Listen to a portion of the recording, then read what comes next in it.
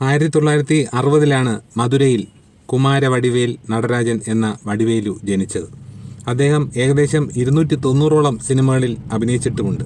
അദ്ദേഹത്തിന് 2 തവണ Filmfare south അവാർഡുകളും അതുപോലെ തന്നെ 6 തവണ തമിഴ്നാട് സംസ്ഥാന അവാർഡും ലഭിക്കുകയുണ്ടായി. അദ്ദേഹം 1988 ആദ്യമായി സിനിമയിൽ മുഖം കാണിക്കുന്നത്. 1988 ടി രാജേന്ദ്രൻ്റെ, അതായത് ഇപ്പോഴത്തെ നമ്മളെ ചിലമ്പരശൻ്റെ അച്ഛനായ ടി രാജേന്ദ്രൻ സംവിധാനം ചെയ്ത എൻ തങ്കച്ചി കല്യാണി എന്ന ചിത്രത്തിൽ ഒരു ചെറിയ വേഷം ചെയ്തുകൊണ്ടാണ് വടിവേലു സിനിമാ രംഗത്തേക്ക് കടന്നു വന്നത്.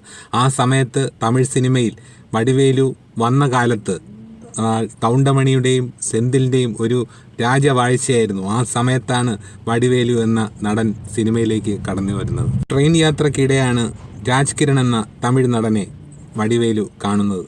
ഈ രാജ്കിരണുമായി വടിവേലു ആ യാത്രയിലുള്ള രാജ്കിരണുമായിട്ടുള്ള സംഭാഷണം രാജ്കിരൺ